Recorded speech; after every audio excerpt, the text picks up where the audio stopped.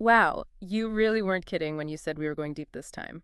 Shareholder letters, financial reports, board meeting outcomes. This is a whole lot of information on Zomato's second quarter. Quite a feast, you might say. And Zomato's certainly living up to that. Not just your go-to for butter chicken anymore. They've got Blinkit for quick commerce, and now they're expanding into the going-out scene, too. So consider this deep dive your cheat sheet to everything Zomato's Q2. We'll break it all down, figure out what's really important, and see if you can get a glimpse of where they're headed. Let's start with the big picture. Gross order value, GOV for those in the know. And it's a big one, 55% year-over-year growth, hitting a massive INR 17,670 crore this quarter. Someone's ordering a lot of samosas. That's huge. And it's not just people ordering in either. Their going out business, which includes dining out and even entertainment ticketing, they saw a whopping 171% year-over-year growth. Now, part of that massive jump does come from Zomato acquiring Payteam's entertainment ticketing business. But even if we take that out of the equation, their like-for-like growth was still an impressive 139% year-over-year. So even without the acquisition, they're seeing a huge surge in people heading out to eat and enjoy experiences. Seems like people are really embracing the post-pandemic world and eager to explore again. Absolutely. And that's a good sign for Zomato. It looks like they're in a great spot to capitalize on this growing demand for going-out experiences. And speaking of good signs, their adjusted revenue is up a very healthy 58% year-over-year. Plus, their adjusted EBITDA reached INR 330 crore this quarter. Now, for anyone who doesn't spend their days poring over financial statements, adjusted EBITDA gives us a way to look at a company's profitability. Basically, we're stripping out certain costs like interest, taxes, depreciation, and amortization to get a clearer picture of the core earnings from their operations. So a strong adjusted EBITDA is usually a thumbs up for investors, right? It suggests that the company is running efficiently and bringing in a good profit from its main activities. Exactly. And that brings us to a segment that's been making a lot of noise lately. Blinkit, Zomato's quick commerce arm. Ah, yes, Blinkit. Groceries delivered to your door in minutes. It's been fascinating watching them expand so rapidly. This quarter, their gross order value grew a very impressive 122% year-over-year. But there's something even more impressive. New Blinkit stores are reaching contribution break-even in their first full quarter of operation. Contribution break-even. Just remind me what that means again. Essentially, it means those new stores are already bringing in enough revenue to cover all their variable costs, things like the cost of goods sold and those speedy deliveries. It's a big milestone for any new business. It shows that they're well on their way to profitability. That's great news for Zomato. But if these new stores are doing so well, why aren't we seeing those gains reflected in the overall margins? That's a good question. And the shareholder letter actually addresses that. They're investing heavily in expanding Blinkit's infrastructure. Added a whopping 152 new stores just this quarter, plus 7 new warehouses. All that building takes a lot of upfront investment, which can impact margins in the short term. So it's a bit of a trade-off then. A short-term hit to fuel long-term growth. They're building that rocket to reach escape velocity. Exactly. And it seems Zomato's pretty comfortable with that strategy, prioritizing rapid expansion to grab market share of this booming quick commerce space. But let's not forget their bread and butter, the food delivery business. Right, the core of their operation. How's that looking? Well, from what we see in the reports, food delivery is still, delivering over 20% year-over-year growth in gross order value. Margins are holding steady. Not exactly the flashiest segment right now, but it's the solid foundation of their business, providing consistent revenue while they experiment and expand in new areas. Like the reliable family sedan. Gets you where you need to go, even if it's not the most exciting ride. But speaking of exciting, let's talk about this new district app they're launching for their going out business. Now, this is where things get interesting. They're planning to move users from both the Zomato and Paytm platforms to this new dedicated app. A bold move, trying to create a one-stop shop for all things going out. But will people actually make the switch? Would they be willing to use a whole new app, or will they stick with what they know? That's the million-dollar question. Getting people to move to a new platform is always a challenge. They'll need to make the transition super smooth and offer a really compelling user experience. But if they can pull it off, this new district app could give them a serious advantage in the going out market. Definitely something to keep an eye on. Now, on the money side of things, Zomato's cash balance took a dip this quarter, down by INR 1,726 crore, largely due to that Paytm acquisition. And there's more. They're planning to raise even more capital, up to INR 84,500 crore, through issuing new equity shares. And this is despite having strong cash flow and improving profitability. Why raise more capital if they're already doing well? Well, Deepinder Goyal, Zomato's CEO, actually addressed this in the shareholder letter. He talked about the need to stay competitive, to ensure a level playing field with rivals who are also raising funds. Looks like there's a bit of an arms race happening in the Indian food tech space. So it's not just about having the money, it's about how you use it. They Hmm. need to fund their expansion plans, invest in new technologies, and maybe even make more acquisitions to stay ahead of the curve. Exactly. It's a fast-paced, competitive landscape. Zomato clearly wants to be prepared for whatever challenges come their way. And speaking of interesting moves, there's a small investment that caught my eye. Zomato acquired a stake in a company called Bionext. Bionext, what do they do? They design and manufacture innovative kitchen appliances. Interesting. So how much did they invest? Get this, they acquired about 8% for a mere INR 6,000, practically pocket change in the world of corporate finance. Wow, that's a tiny investment. What's the point? Well, it seems strategic. Bionext is connected to Mukunda Foods, a company Zomato had invested in before. Mukunda makes B2B smart kitchen equipment for restaurants. Bionext targets consumers. So this could be Zomato's way of playing both sides of the market, having a hand in how food is prepared both at home and in restaurants. And the best part is, this Bionext investment doesn't dilute their existing stake in Mukunda. A strategic move for a bargain price. Clever. Indeed. It shows they're thinking about the bigger picture, exploring opportunities beyond just food delivery. Before we move on to dissect the financials in more detail, anything else we should touch on from this quarter? Well, just a quick note, there aren't any significant ESG updates to report this quarter. All right, then. Let's dive into those financial reports and see what other insights we can uncover. Okay, let's dive into those financials. Hopefully we can make this as painless as possible. We already talked about Blinkit hitting that contribution break even in its first quarter of operation, which is pretty impressive. But what else jumps out from these reports? Well, one thing that caught my eye is that those new Blinkit stores are hitting around INR 7 lakh of GOV per day.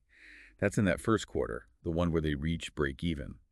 And here's the interesting part. Those stores actually keep growing their GOV each quarter after that. So it's not just a one-time thing. They're showing real, sustained growth. That suggests customers are really sticking with the service and maybe even increasing their basket sizes as they become more comfortable with it. Exactly. It's a very promising sign for Blinkit's future. But as we mentioned earlier, Zomato's aggressive expansion of Blinkit, with all those new stores and warehouses, it is putting a bit of a squeeze on overall margins for now. That classic trade-off between short-term profitability and long-term growth. Yeah, the build the rocket analogy. It seems they're quite comfortable with that approach for now. I mean, Deepinder Goyal even talked about it in the shareholder letter, saying they need to maintain that level playing field with rivals who are also raising funds. And speaking of rivals, we can't talk about Zomato without mentioning Swiggy. Ah, yes, the elephant in the room. Now, we don't have access to Swiggy's financials to do a direct comparison, but it's no secret that these two are locked in a pretty intense battle for dominance in the Indian food tech market. And that battle goes beyond just food delivery, right? They're both competing in quick commerce, grocery delivery, and even those dining experiences with Zomato's going out segment. Absolutely, it's a multi-front war. And this decision by Zomato to raise more capital, that could be seen as a strategic move to bulk up their resources, so to speak. It gives them that flexibility to keep investing in growth, in new technologies, and maybe even more acquisitions to stay ahead of the game. It's a bit like a high-stakes game of chess. Every move needs to be carefully calculated to outmaneuver the competition. Speaking of investments, let's circle back to that intriguing INR 6,000 investment in Bionext. Ah, yes, the investment that raised a few eyebrows. It does seem like a curious move, especially when you compare it to the amount of capital they're deploying elsewhere. What's the thinking behind such a small investment? Well, you have to remember that while Zomato's main business is connecting consumers with restaurants, Bionext is in a different, although related market. They're focused on those consumer-facing kitchen appliances. This tiny investment, it could give Zomato some valuable insights into what consumers want, those trends in kitchen tech. So they're taking a peek into another corner of the culinary landscape. Sounds like they're thinking long-term, looking for potential synergies down the line. I mean, imagine integrated smart kitchen appliances that streamline the whole ordering and delivery process.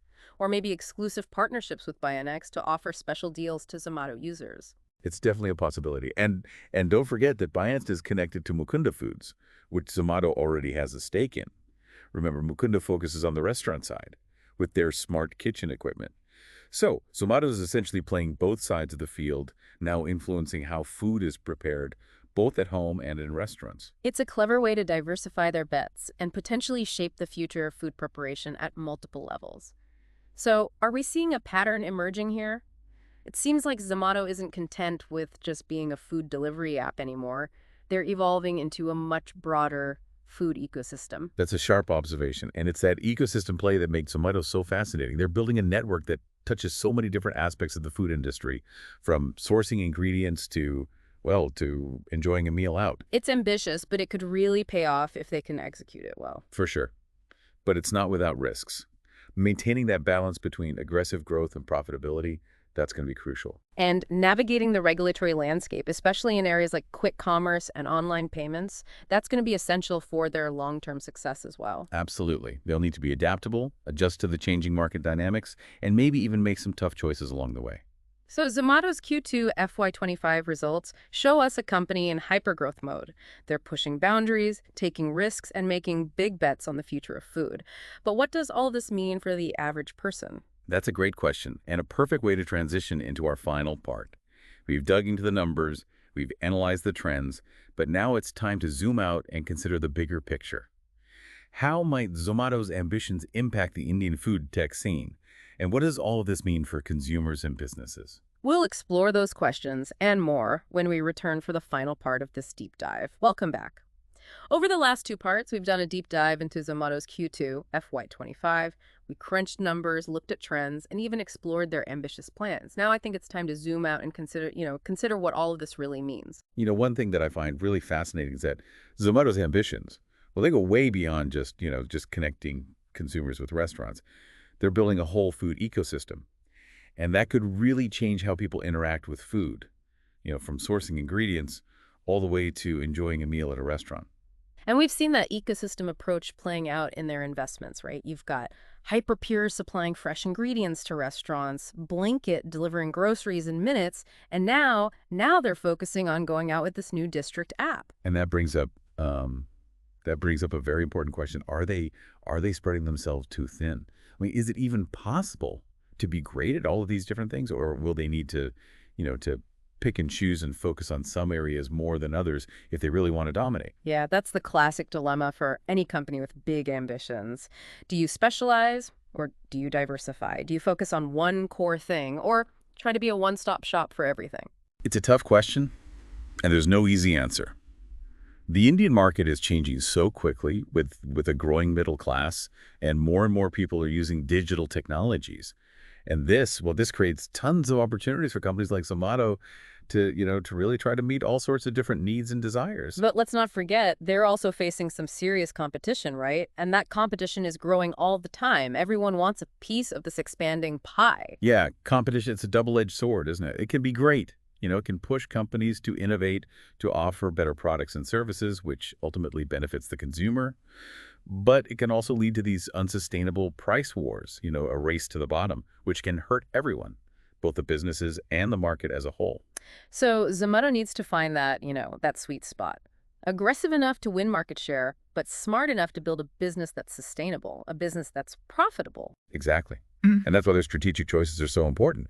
Are they going to stick with this, with this ecosystem approach, or will they have to narrow their focus? Pick specific areas where they really have an advantage over the competition. And how are they going to deal with all the regulations, especially in areas like online payments and data privacy? There are some serious challenges there. Yeah, definitely. These are all big questions that are going to shape Zomato's future. And the answer is, well, they're not just important for Zomato. They have implications for the entire food tech industry, not just in India, but globally. So what does all this mean for the average person? The average person trying to navigate this constantly evolving food tech landscape. Well, It's definitely an exciting time to be a foodie in India. You've got Zomato's ambition, and then you've got all this competition. And that means that you're likely to see more choices, Hmm. faster deliveries, and maybe even lower prices. Yeah, but it's also important to be aware of the potential downsides too, right? Like the impact on smaller restaurants or the ethical considerations around things like data privacy and the gig economy. Ultimately, Zomato's success really depends on whether they can balance ambition with responsibility. Can they create a food ecosystem that benefits everyone, not just their own bottom line, but also the consumers, the restaurants, and of course the delivery partners they rely on? So, as Zomato continues to navigate this dynamic landscape, we as consumers, well, we have a role to play too. Yeah, by staying informed, by asking questions, by supporting businesses that align with our values, we can help shape the future of food tech. We can help make sure it benefits everyone. And that's really what the deep dive is all about, right? Giving you the knowledge, the insight, and maybe even inspiring a little curiosity to help you navigate this complex world. So keep exploring, keep questioning, and keep diving deep. And until next time, happy eating.